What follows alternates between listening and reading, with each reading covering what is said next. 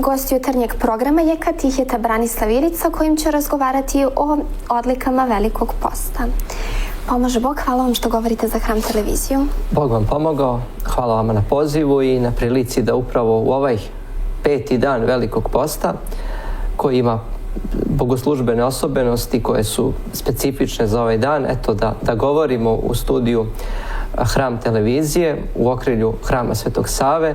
Eto, malo čas čusmo zvona koja su označila početak služenja liturgije pređosvećenih darova.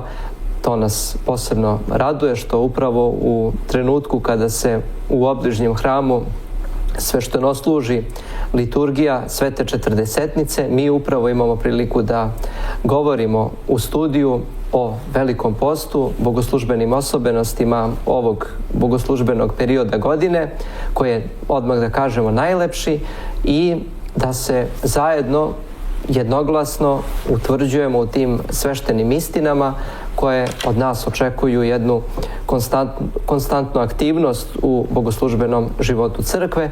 Pa eto, slobodno mogu reći, sledujući svetotačkoj misli da je svaki čestit rad jednak molitvi, slobodno mogu reći da vi i ja na jedan svojevrstan način također učestvujemo u liturgiji koja se eto u obližnjem hramu u ovom trenutku služi, doduše mi na jedan drugačiji način. Pa ja bih onda upravo i počela od liturgije pređosvećenih darova. Ako možete objasniti našim gledaocima koje su njene odlike, ona se služi sada samo u periodu ovog posta. Da, rekao sam da je liturgija pređosvećenih darova specifičnost isključivo velikopostnih dana, dakle služi se u svim danima Velikoga posta, isključivo sredom i petkom. Doduše, ako malo pogledamo istorijat liturgije pređosvećenih darova, vrlo lako možemo da dođemo do podatka da se ona u jednom vremenskom periodu služila svake srede i petka tokom čitave godine, ali kako je, ajde da tako kažemo, revnost vernih opadala, onda je nekako ta liturgija potisnuta, preovladale su liturgije Svetoga Jovana Zlatousta koje se služi gotovo svakodnevno, osim dakle u ovim danima Velikoga posta kada se ona služi samo subotom. Nedeljom se služi, evo sad već u nedelju ćemo imati prvu liturgiju Svetog Vasilija Velikog koja se inače služi 10 puta godišnje, a eto u ovim nedeljama Velikog posta ona je prisutna. Ali liturgija pređosvećenih darova, pre svega da kažemo šta znači njen naziv. Dakle, pređosvećeni darovi su oni darovi koji su osvećeni na punoj liturgiji, odnosno na nedeljnoj liturgiji Svetog Vasilija Velikog. Sveštenik pored redovnog agneca vadi još 2 ili više agneca koliko će se liturgija pređosvećenih darova služiti i priprema te darove koji se čuvaju u jednoj posebnoj posudi koja se zove darohranilica.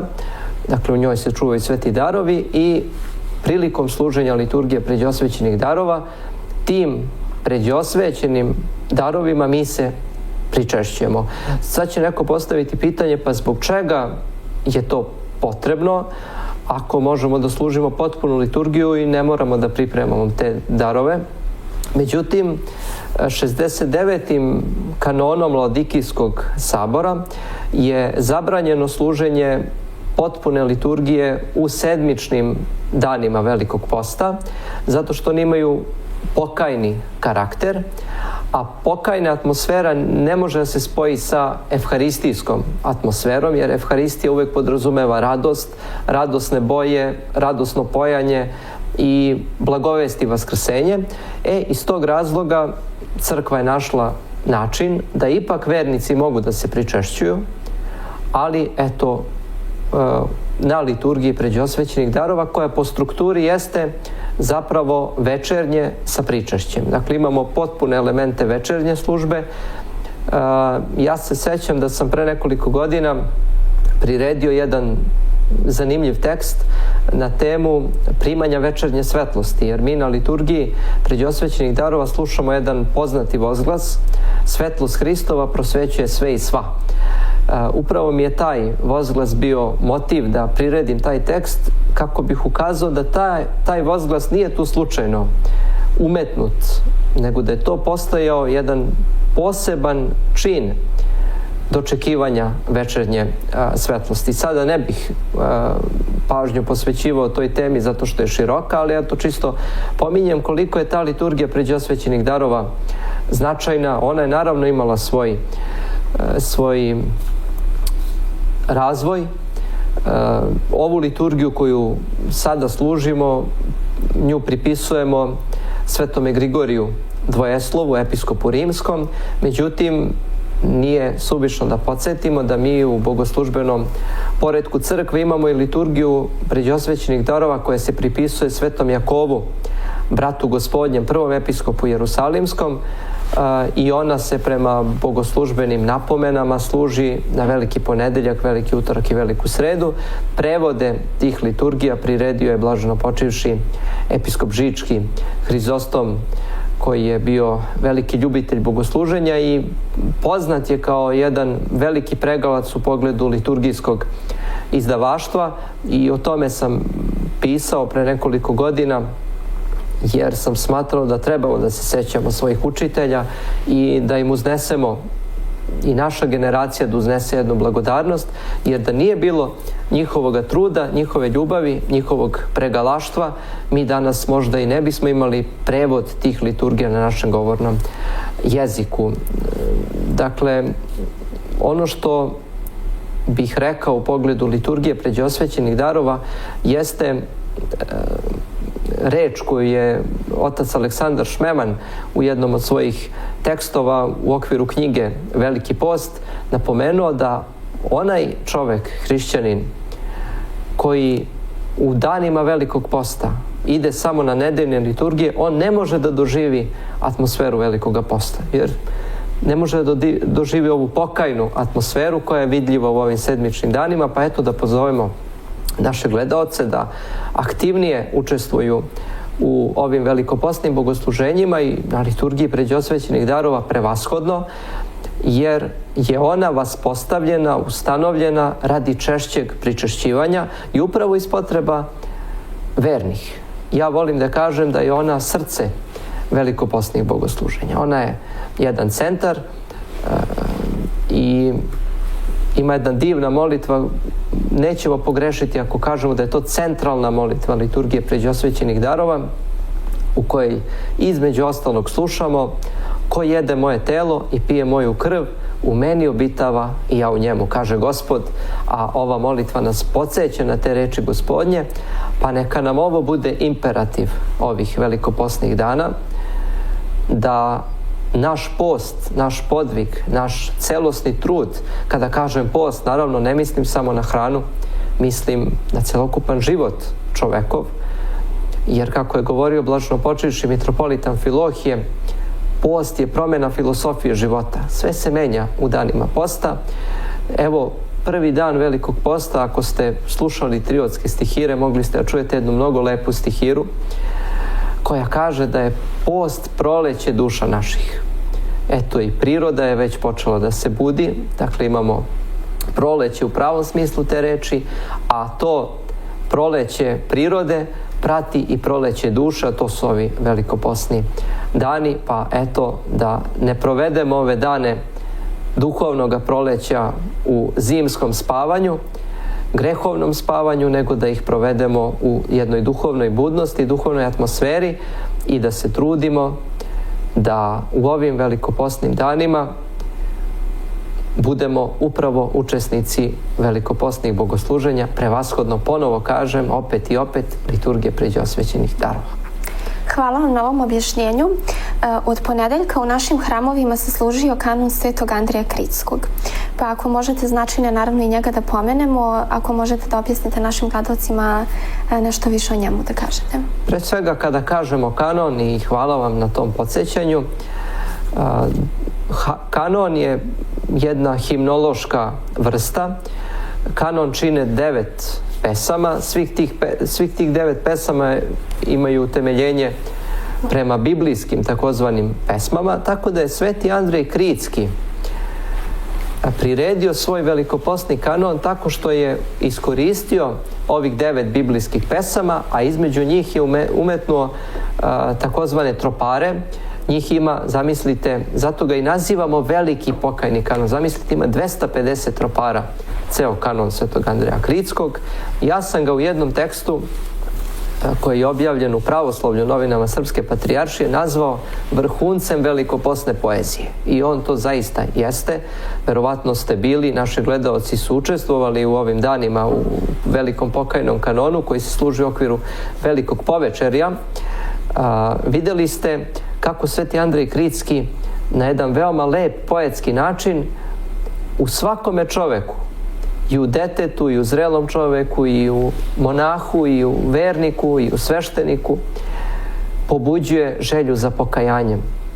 Ili kako ja to volim da kažem mojim učenicima, pobuđuje nas da zavirimo za trenutak u dubine svoje duše, da vidimo čega sve tu ima, a ima svega. Mislim, lepo je da bude samo ono što je dobro i blagosloveno, ali složit ćete se sa mnom, ako pođemo od činjenice da nema čoveka da živi, a da ne greši, i da je jedini Gospod bez greha i da je njegova pravda večna i da je reč njegova istinita, onda smo zaista pozvani da upravo u ovim, učestvujući u velikoposnom kanonu Svetog Andreja Kritskog, da zavirimo u svoju dušu i da podražavamo one biblijske primere koje on predočava pred nas. Naravno, tu su starozavetni primjeri, ali ono što uvek volim da kažem jeste činjenica da on te primere vrhuni pominjanjem samoga Gospoda našeg Isusa Hrista, koji, kao što znate, nije došao da ukine zakon i proroke, nego da ispuni. Dakle, celokupno ispunjenje Staroga Zaveta dobija krunu ličnosti Gospoda Hrista, tako i naše pokajanje dobija krunu u ličnosti Hristovoj. I u tom duhu, dakle, ja bih tako sagledao taj veliki pokajni kanon. Oni gledaoci, naša braća i sestre, koji u ova 4 dana nisu imali priliku da učestvuju, ja ih pozivam da ne tuguju, jer ćemo već u 5. sedmici Velikog posta imati priliku da ponovo ceo kanon, dakle ovo što smo sada čitali 4 dana, tada ćemo čitati sve izjedna, pa tako mi koji smo učestvovali da utvrdimo gradivo, a ovi koji nisu iz opravdanih razloga da ipak učestvuju. To su divna bogosluženja, to su, ja bih rekao, duhovni melemi koji vidaju naše duhovne rane. Verujte mi, svaki greh nanosi ranu na duši čovekovoj i ostavlja trag.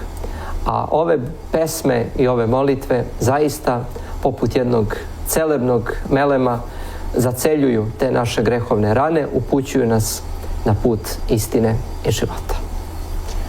Ja sam sigurna da naši gledaoci prate, postoje mnogi nalozi na Instagramu i na ostalim društvenim mrežama te pravoslavnih teologa i sveštenika, i u poslednje vreme, odnosno od kada su krenula ova bogosluženja, neki ljudi postavljaju pitanja od kada se u crkvi kleči, a zapravo se tu radi o metanijama. Pa ako možete da objasnite, ja verujem da dosta naših gledalaca i zna da to dolazi u okviru svih tih bogosluženja i da to tako treba, ali da objasnite onima koji to možda ne znaju. Da, divno pitanje. Eto, pre nekoliko dana, tačnije u ponedeljak, isto pitanje dobio sam od svojih učenika koji su bili u čudu otkud to da se u hramu vrše zemni pokloni, da se kleči, kako ste rekli. Mi moramo znati da u bogosluženju učestvujemo ne samo izgovaranjem molitava, ne samo pojanjem, nego i gestikulacijom. Jedan od najčešćih vidova naše gestikulacije i saobražavanja, učestvovanja u bogosluženju jeste osenjivanje krstnim znakom, ili kako mi to kažemo, mi se krstimo, ali pravilnije reći osenjujemo se krstnim znamenjem u ime Oca i Sina i Svetoga Duha, u ime Svete Trojice. I svaki put kada se osenjujemo krstnim znakom, mi na neki način osvećujemo sebe.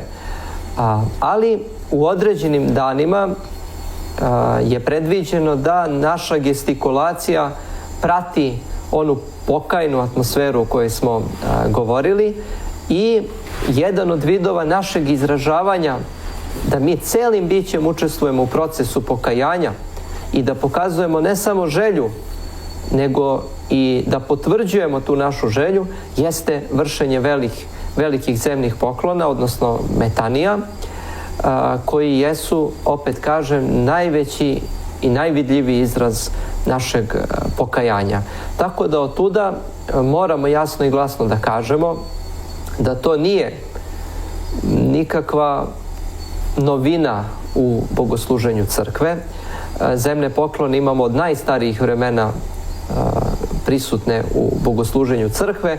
Čak ako se ne varam, i Eterija u svojim putopisima, čuli ste za njene putopise, ona čak pominje da su hrišćani toga vremena već vršili zemne poklone. Ona je to zapisala i to svedočanstvo je značajno. Kasnije kroz vreme vidimo kako se to razvijalo, kako je to dobijalo svoje mesto u bogosluženju. Naravno, moram i to da kažem. Ima dana kada je zabranjeno klečanje. Primjer, u nedeljni dan je zabranjeno klečanje. To je zanimljivo. Opet kažem, zbog onog vaskrsnog karaktera. Jedini nedeljni dan kada je dozvoljeno klečanje na bogosluženju jeste večernje Svete Pedesetnice, kada se trava unosi u hramove i kada praćeni molitvama 3 svetoduhovske molitve se čitaju, 2 za zdravlje i 1 za upokojene. Mi pravimo vence od trave, ti venci simbolišu večnost, ali to činimo tako što klečimo. Ali to je jedini nedeljni dan kada je dozvoljeno klečanje. Doduše, viđamo praksu koja nije ispravna, da, na primjer, kada su molepsija za početak školske godine, ako se to vrši u nedelju, da se kleči. Međutim, to nije utemeljeno u bogoslužbenom tipiku. Dakle, tačno je propisano da je jedini nedeljni dan kada može da se kleči upravo duhovsko večernje, a ovo što sada vidimo u našim hramovima i u čemu učestvujemo, to jeste velikopostna atmosfera i ovi zemni pokloni su jedna od osobenosti velikopostnih dana.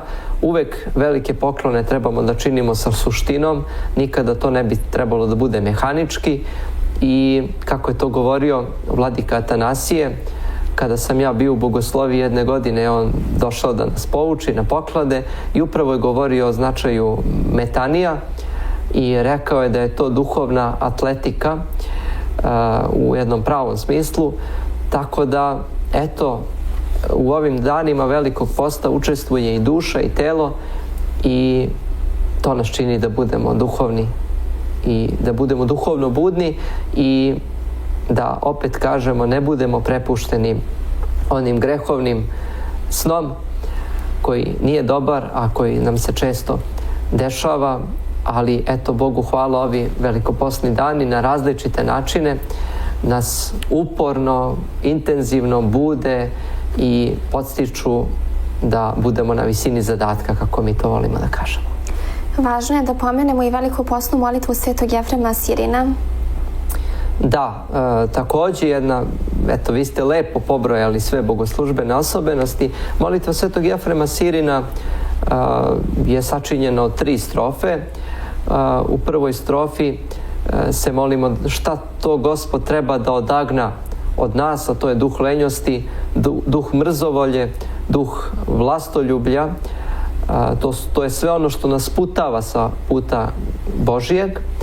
A već u sljedeće 2 strofe se molimo šta je ono što Gospod treba da nam podari. Ja bih rekao da je jedna od najznačajnijih poruka te molitve, ono što se molimo u 3. strofi, jeste da nam Gospod da duhovni vid, da sagledamo sagrešenja svoja i da ne osuđujemo braću i sestre svoje. Mislim da je to centar ove molitve. To je ono, složit ćete se sa mnom, to je ono sa čim se borimo svakoga dana. I najteža borba koju čovjek može da vodi u svom životu jeste borba sa samim sobom. Niko ne poznaje nas bolje nego mi sebe same i svi znamo šta nosimo u svojoj duši, u svojoj savesti, a ova molitva nas upravo prosvetljuje i upućuje i moli se Gospodu, Sveti Jefrem Sirin, a na bogosluženju moli se sveštenik rečima svetog Jefrema Sirina, moli se Gospodu da nam podari taj duhovni vid, da sagledamo grehe svoje, ali u nastavku da ne osuđujemo braću i sestre svoje.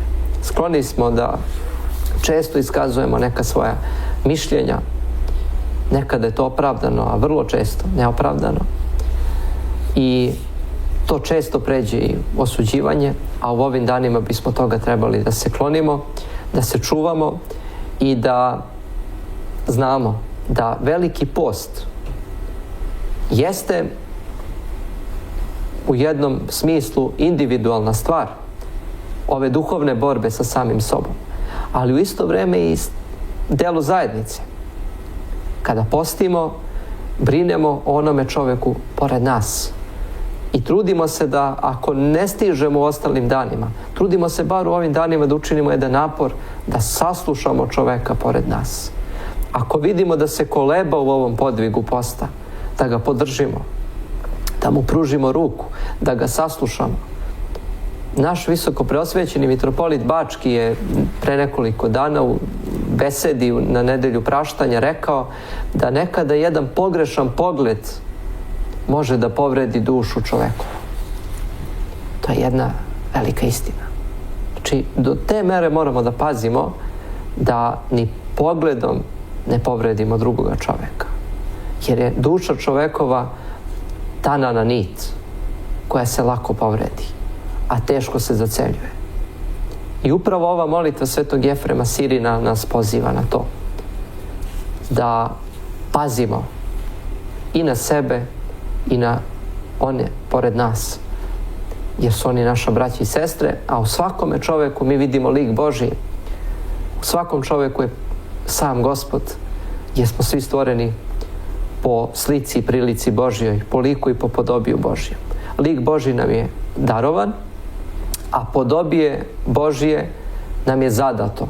Dakle, to podobije ostvarujemo upravo kroz aktivni život hrišćanski, koji je uvek utemeljen i vrhuni u tajni svete liturgije. Eto, to bih rekao u duhu ove molitve. O njoj bi moglo mnogo opširnije da se govori, ali smatram za ovu priliku da je to dovoljno. I nju nazivamo molitvom posta. Ne slučajno, gotovo da nema bogosluženja na kojem se ona ne izgovara i gotovo po više puta se izgovara. Izgovaranje te molitve je praćeno upravo pomenutim zemnim poklonima ili velikim metanijama, jer na taj način mi pokazujemo da, ajde da tako kažem, kao profesor, da kažem da time potvrđujemo da smo primili k znanju ono što smo čuli. Eto. U ovom periodu je u hramovima dominantna ljubičasta boja, a sveštenici nose takve odežde. Da li možete da nam pojasnite zašto je to baš tako u ovim danima? Da, pa to se nadovezuje na našu priču o pokajanju, o pokajnoj atmosferi. Otac Aleksandar Šmeman u svom znamenitom delu Veliki post pominje jedan vrlo lep termin, a to je radosna tuga. I neko će reći, pa kako nešto može biti u isto vreme radosno i tužno? Međutim, može. Ovaj post jeste period radosne tuge.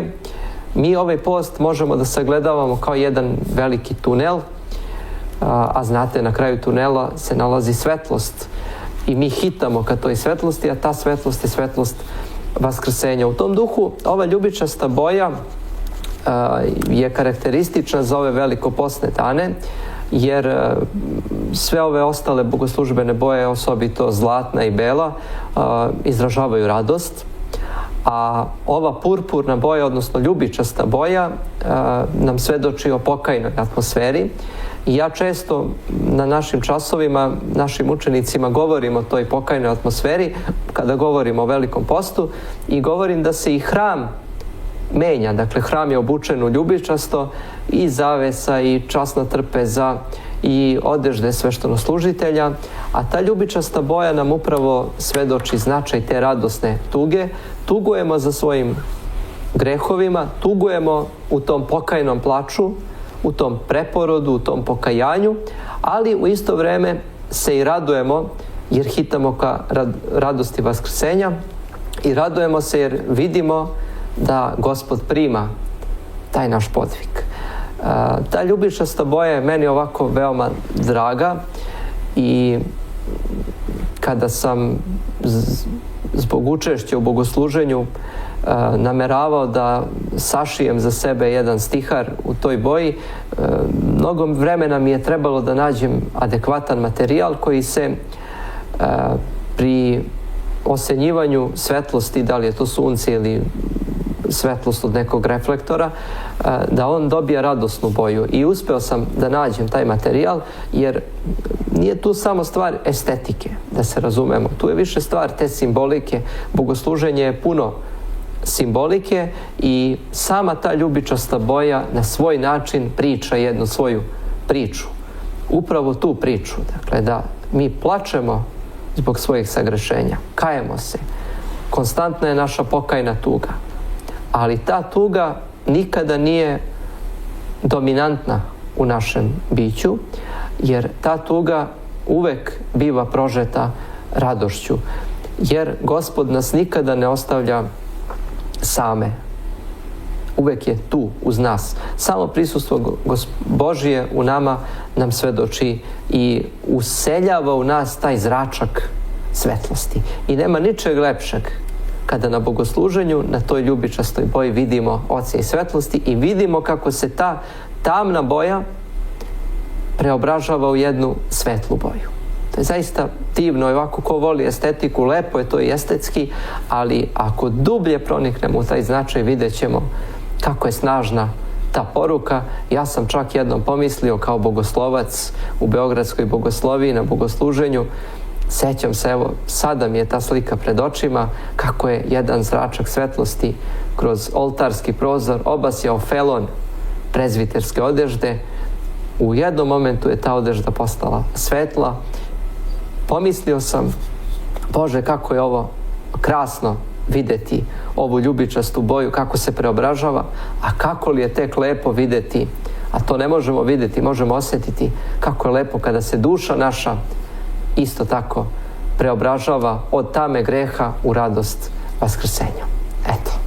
Važno je da pomenemo da se u petak prve nedelje posta na liturgiji pređosvećenih darova osvećuje žito. Zašto je to tako? Možete li nam objasniti? Eto, upravo danas, posle zamvone molitve, na liturgiji pređosvećenih darova vekovna je praksa da se priprema koljivo i da se čita molitva osvećenja koljiva upravo u spomen na čudo svetog Teodora Tirona.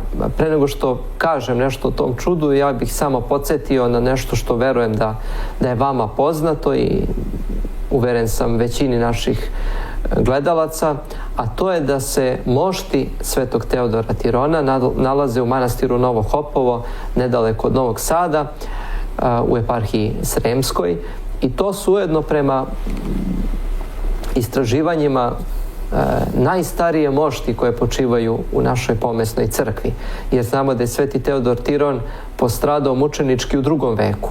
Dakle, zamislite kakav blagoslov mi imamo. Naravno, ovde izuzimamo desnicu svetoga Jovana Krstitelja, koja je naravno starija, ali je to samo jedan deo mošti. Ovde imamo cele mošti u manastiru Novo Hopovo, pa eto, pozivamo naše gledaoce da ko nije pohodio tu svetinju da ode i da primi blagoslov ovog velikog mučenika iz prvih vekova. Mi znamo, čuli smo u tom istorijskom životu crkve za Julijana Otpadnika, koji je bio hrišćanin, primio je svetu tajnu krštenja i to divno opisuje u crkvenoj istoriji jedan od autora i kaže kako je on sprao tu svetu tajnu krštenja krvlju, ušao u jedan iskopani deo u zemlji i poprskali su ga krvlju i on je mislio da na taj način spira svetu tajnu krštenja, međutim bio je u zabludi, ali mi znamo da mi svetu tajnu krštenja potvrđujemo aktivnim bogoslužbenim životom. U onom trenutku kada je on odstupio od blagodatnog života crkve, on je već i ugasio svetu tajnu krštenja, jer je nije potvrđivao, i on je od hrišćanina postao gonitelj. strašan gonitelj hrišćana, i on je kao vladar naredio u okviru svoga carstva da se prve nedelje Velikog posta, znajući da hrišćani poste prvu nedelju Velikog posta veoma strogo i da aktivno učestvuju u bogosluženju, on je naredio, da bi pokazao mržnju prema pravoslavnima, on je naredio da se na pijaci, na svim pijacama, sve poprska krvlju onih životinja koje su prinete, i on je mislio da će na taj način svi hrišćani, možda nekada i da nisu toga svesni, prekršiti post. Međutim, u snu se javio sveti Teodor Tiron, tadašnjem arhijepiskopu Carigradskom, i rekao mu da pripremi koljivo. Ovaj arhijepiskop je rekao, pa šta je to? I sveti Teodor je u snu objasnio kako da se to pripremi, i od tada do danas mi u bogosluženju i u posledovanjima imamo upotrebu koljiva. Ja sam jednom prilikom ovde u studiju Hram televizije upravo govorio o simbolici koljiva, jer koljivo je zapravo žito, je li tako? Kada se žito, zrno pšenice, poseje u zemlju, ono mora prvo da umre, odnosno mora prvo da istruli, a iz tog trulog semena rađa se novi plod. I upravo ta pšenica nije ništa drugo do simbol vaskrsenja, i mi uvek pšenicu prinosimo, koljivo, za naše upokojene pripadnike crkve.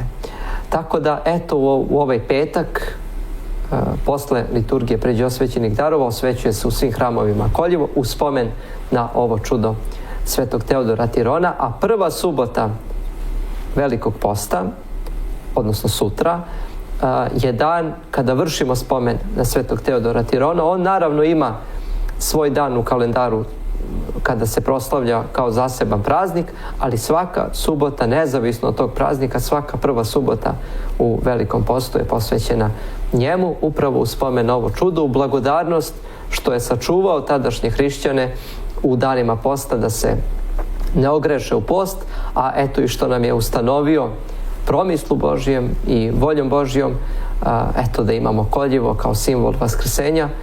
I eto, možemo samo reći, Gospode, hvala ti na ovim velikim darovima, a ovo zaista jeste veliki dar. Koje su osobenosti bogosluženja u nedelju pobede pravoslavlja? Nedelja pobede pravoslavlja je prvi nedeljni dan u Velikom postu. Vi znate da je 787. godine održan 7. Vaseljenski sabor na kojem je osuđeno ikonoborstvo. Međutim, tek 843. godine za vreme blagoverne carice Teodore ikone su zvanično vraćene u svete hramove, i tom prilikom je napisan, priređen, obnarodovan jedan tekst koji se zove sabornik, odnosno mi ga nazivamo jednim pravilnim izrazom, a to je sinodik pravoslavlja. Taj sinodik pravoslavlja sadrži i veličanje Gospoda što nam je podario ovu dugu pobedu nad ikonoborstvom, ali što je blagoslovio da se ikone vrate u svete hramove. Tu se izlaže i bogoslovlje o svetim ikonama, da mi kada se klanjamo svetim ikonama, kada celivamo svete ikone, mi ne celivamo ono staklo ili drvo ili bilo koji materijal od čega je ikona načinjena, nego se izražavamo poštovanje, molitveno poštovanje prema svetitelju koji je izobražen. Međutim, na svakoj ikoni prisutan je i prvolik, a to je Gospod. Jer je svaki od tih svetitelja podražavao Gospoda i Gospod ga je udostojio netruležnog venca svetiteljstva. Dakle, upravo u ovaj nedeljni dan mi se sećamo te 843. godine, tog sinodika pravoslavlja, i gotovo u većini hramova, osobito u sabornim, a znam da se to vrši u hramu Svetog Save, čita se taj tekst i izdaje se čak i anatema na one koji su i ranije, a nažalost ima ih verovatno negde u svetu i danas koji pogrešno uče o svetim ikonama i iznosi se anatema na njih, ali opet kažem, ovaj spomen ima veoma veliki značaj za nas, da nas podsjeti na značaj svetih ikona. Često se upriličavaju i litije sa ikonama, to je veoma ovako jedan lep čin, radostan, deca nose ikone, raduju se i na taj način potvrđuju da noseći tu ikonu na svojim grudima, mi pokazujemo da smo svi mi ikone Božije. Svaki čovjek je ikona Božja. I pored tog podsjećanja, naravno, ta činjenica treba kod nas u našem biću da pobudi jednu duhovnu atmosferu, da podražavamo primjer onoga svetitelja čiju ikonu nosimo u tom trenutku, odnosno da sledimo put Gospodnji, jer je Gospod naš put, istina i život. Vi ste veroučitelj u srednjoj školi, pa kako srednjoškolci danas poimaju značaj posta? Veoma sam radostan, eto, ovih nekoliko dana. Učenici i učionici na hodniku me obaveštavaju da su počeli da poste. Velika većina njih. Neko posti samo prvu nedelju, jer tek počinje da praktikuje post. Većina njih posti ceo post, ali radujem se što vidim da deca imaju potrebu da poste. Ja uvek govorim da je post radost duše i da post za nas ne treba da bude vid mučenja. Nedavno sam na času rekao, ako kada pominjemo post prvo pomislimo o hrani, to već nije dobro, jer hrana u postu dolazi tek na poslednjem mestu. Mnogo toga pre hrane moramo da promenimo u svom životu. Jer ako samo menjamo ishranu, a ne menjamo loše navike, onda bojim se da smo na pogrešnom putu. Dakle, moramo da menjamo celokupan način života i da se trudimo da ovaj post ostavi plodove u našem biću. Nećemo pogrešiti ako kažemo da nam je danas potreban i jedan vid informacionog posta.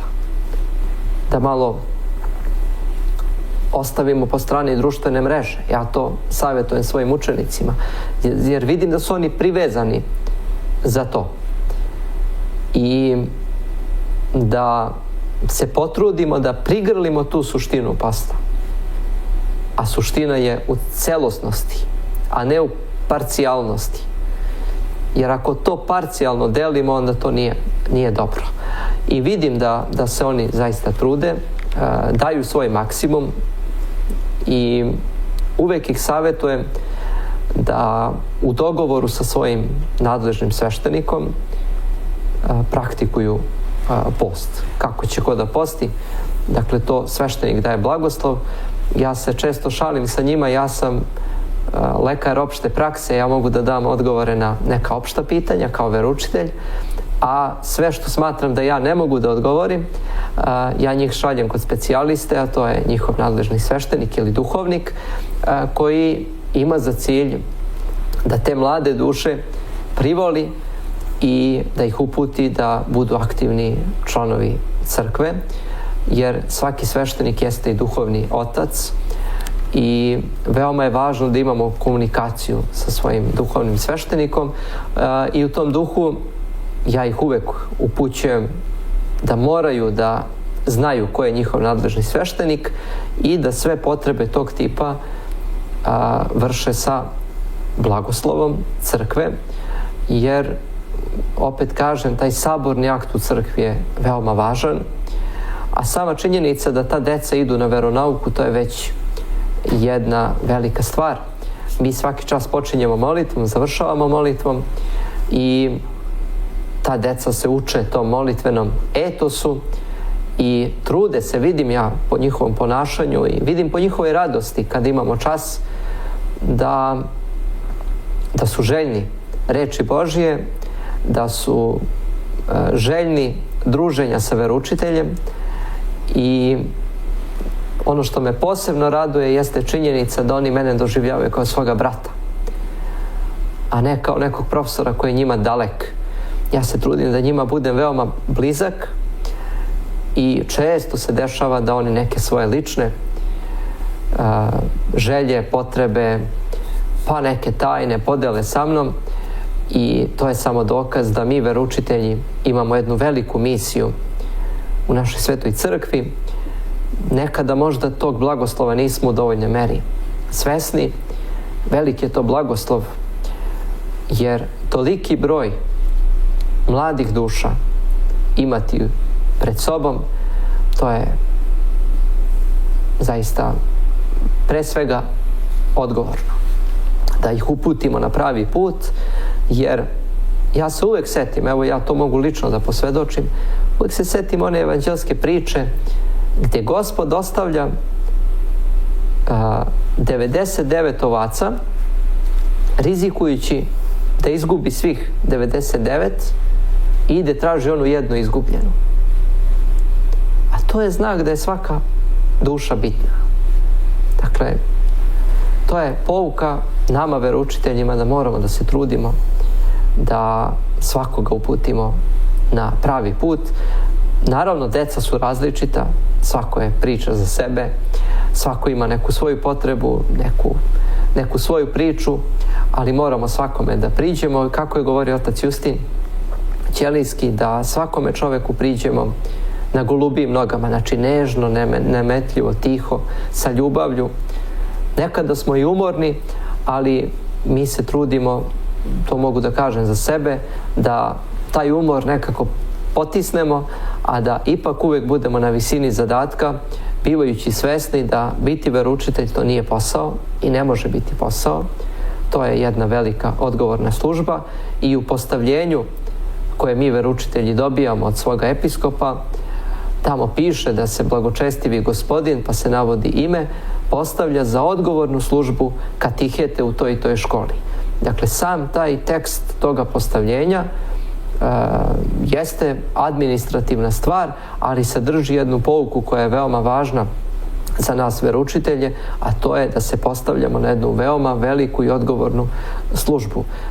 Mi nismo sveštenoslужitelji, ali na neki način jesmo produžene ruke sveštenoslужitelja i nekada i sa suzama u očima se setim one molitve koja je veoma dirljiva, koju episkop izgovara kada rukopolaže novog sveštenika, kada mu predaje agnec u ruke i kaže mu: primi ovaj zalog jer ćeš o njemu biti pitan u strašni dan Hristovog suda. Dakle, to primaju sveštenoslужitelji, ali ništa manje i mi veroučitelji smo odgovorni i pozvani na odgovornost da pazimo, da svakoga utešimo, da svakome damo reč pouke, da svakome pokažemo ljubav, svedočeći da nas Hristos poziva da budemo čeda ljubavi. Eto, to je ovako ukratko što se tiče mog odnosa prema učenicima i njihovog odnosa prema veronauci, a sve u duhu Velikog posta.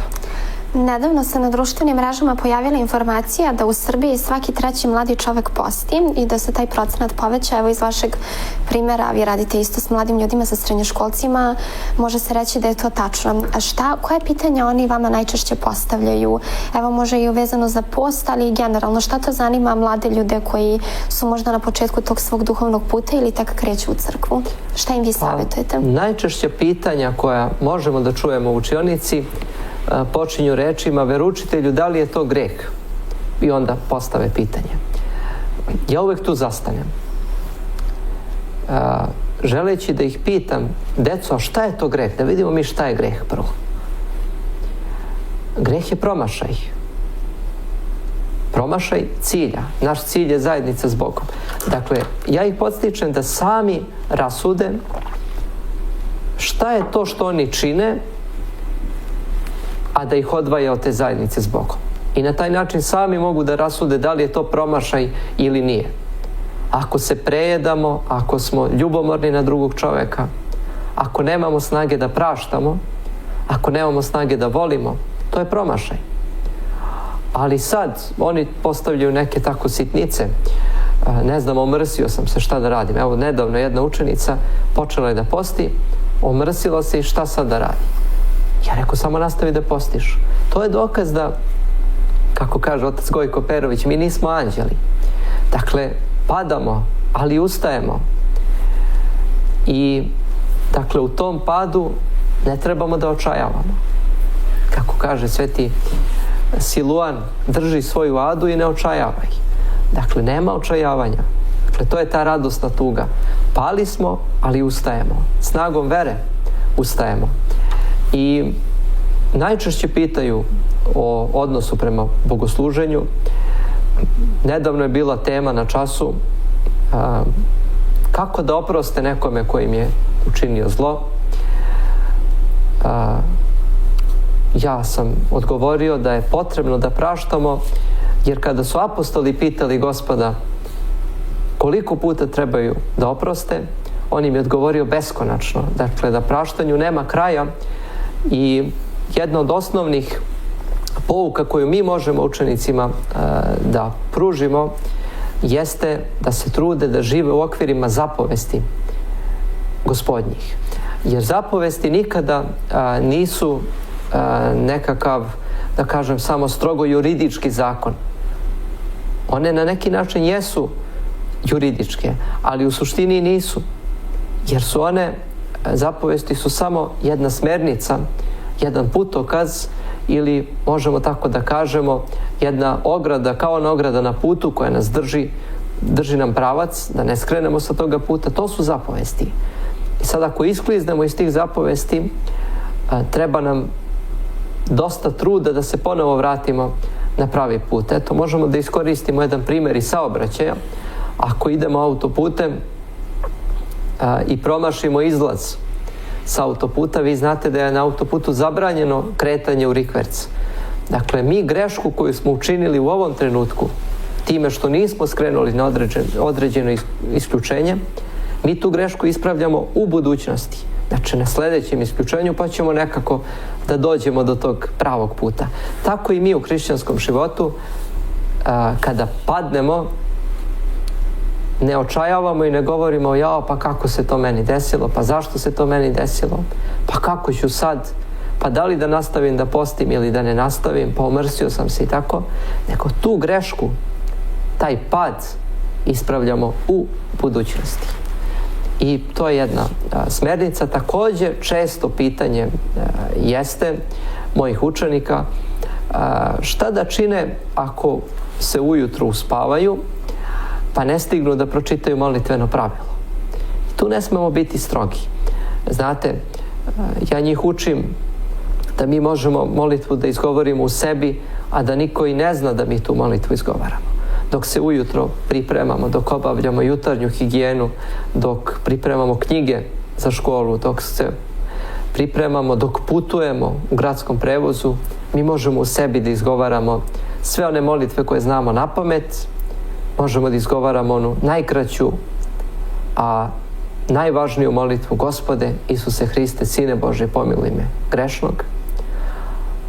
Ta reč pomiluj me grešnog ne uključuje samo mene, nego uključuje i sve ljude, braću i sestre, kako je govorio prepodobni Porfirije Kavsokalivit, jer smo mi ljudi biće zajednice. Tako da, to je odgovor. Dakle, možemo da se molimo u svakome trenutku.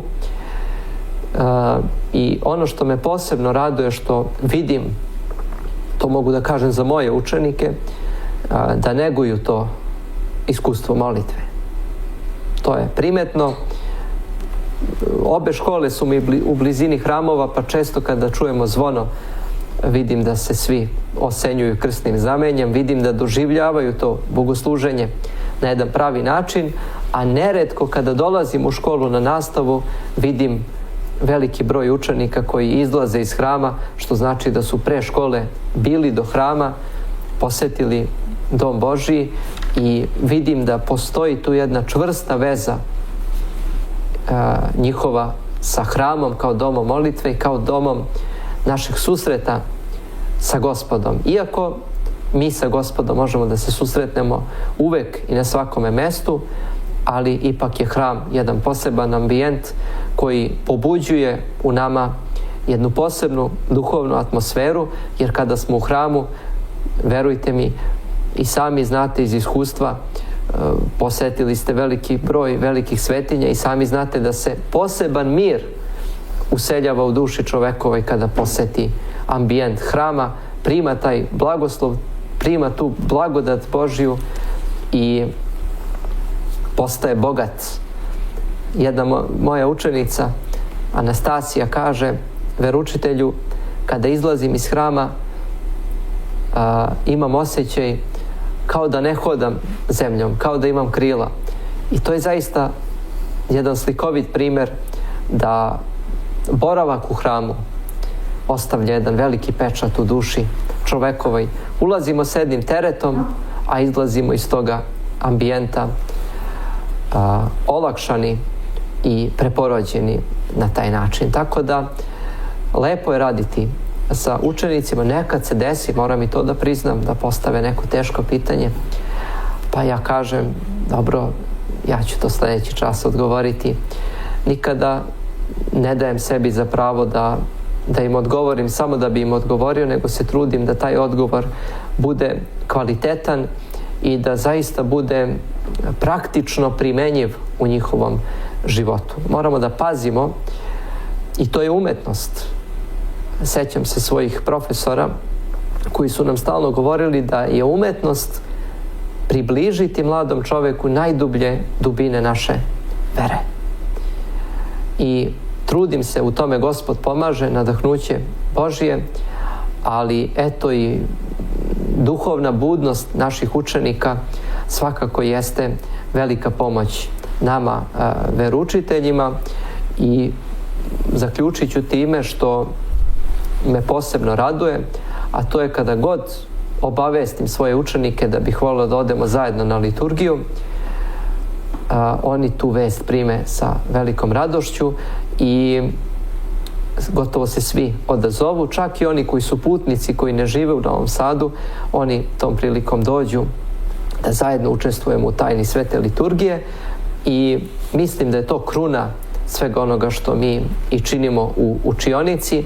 Učionica je samo priprema za ono što će uslediti, a to je učestvovanje u svetoj Evharistiji. Eto, hvala vam na prilici da pomenemo i ove neke detalje iz veroučiteljske službe, a eto, da će Bog da plodovi veroučiteljske službe budu mnogostruki. Naravno, oni dolaze u budućnosti, na njih ćemo gledati retroaktivno, ali važno je da ovo seme koje sada sejemo bude kvalitetno i da bude dobro primljeno u dušama tih mladih ljudi. Jer je veoma teško vreme u kojem živimo, velika je otuđenost, ljudi se veoma lako otuđuju, razilaze. Jedna mala reč može da pokvari prijateljstvo, a eto, moramo puno da praštamo, puno da volimo i bivajući zagledani u Hrista postaćemo i sposobni da te međuljudske odnose usmerimo na pravi put. Tome također učim učenike da nije slabić onaj koji prašta, nego je on pravi junak, jer je prešao preko svoga ja. Znači, nadišao je sebe, nadišao je svoju gordost, nadišao je svoju skučenost i pokazao se kao pobednik te slabosti. Eto, neka bi to bio zaključak. Hvala vam puno što ste bili moj gost. Ja sam sigurna da će i mlađim i starijim našim gledalcima biti korisno sve što ste rekli. Hvala vama na pozivu, na prilici da razgovaramo i eto, na samom kraju dozvolite mi da se setim kako naša pravoslavna braća Grci često u ovim velikoposnim danima vole da kažu dobar podvig.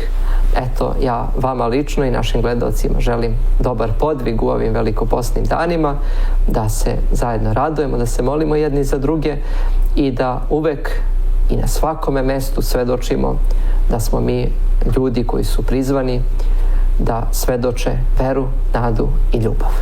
Hvala vam.